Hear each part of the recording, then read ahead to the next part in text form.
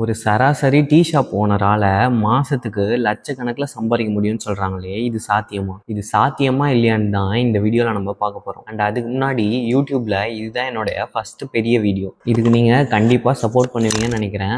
மறக்காமல் என்னோட சப்ஸ்கிரைப் பண்ணிவிடுங்க. சாதாரணமாகவே நம்ம ஃப்ரெண்ட்ஸ் எல்லாம் ஒன்றா சேர்ந்து பிஸ்னஸ் பண்ணலான்னு பிளான் பண்ணும்போது நம்மளோட மைண்டில் ஃபஸ்ட்டு வர்றது இந்த டீ ஷாப் ஐடியா தான். ஆக ஒரு டீ கடை ஓனரால் லட்சக்கணக்கில் சம்பாதிக்க முடியுமான்னு தெரிஞ்சுக்கிறதுக்கு முன்னாடி ஒரு கப் டீ போட அதோட எக்ஸ்பென்ஸ் அண்டு காம்ப்ளிகேஷனாக நம்ம ஃபஸ்ட்டு தெரிஞ்சுக்கணும். ஒரு கப் டீ போட எக்ஸ்பென்ஸ்னு பார்த்தீங்கன்னா 3 விதமான எக்ஸ்பென்ஸ் இருக்குது. Expense 1 product expense, expense 2 gas and electricity expense, expense 3 service expense.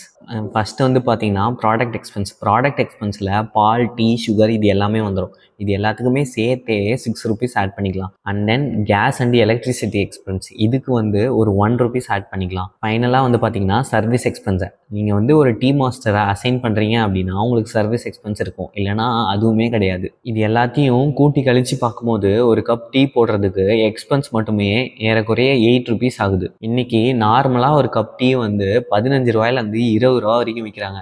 அப்போது மினிமமாக 15 ரூபான்னு எடுத்துக்கிட்டால் கூட 15 - 8 7 ரூபா நமக்கு வந்து ப்ராஃபிட் கிடைக்குது. ஒரு நாளைக்கு நீங்கள் 500 கப் செல் பண்ணால் கூட 7 × 500 = 3500 ருபீஸ் ஒரு நாளைக்கு மட்டுமே ப்ராஃபிட். இந்த 3500 30 டேஸ்க்கு மல்டிப்ளை பண்ணால், அதாவது 1 மந்த்துக்கு ப்ராஃபிட் மட்டுமே 1,05,000 வருது. இந்த 1,05,000மே நமக்கு வெறும் டீலேருந்து வர ப்ராஃபிட் மட்டும்தான். ஆக இதுலேருந்து என்ன சொல்ல வரேன் அப்படின்னா, ஒரு டீ ஷாப் ஓனரால் ஒரு மாதத்துக்கு லட்சக்கணக்கில் சம்பாதிக்க முடியுன்றது கண்டிப்பாக சாத்தியம். இந்த மாதிரி யூஸ்ஃபுல்லான இன்ஃபர்மேஷனை தெரிஞ்சுக்கிறதுக்கு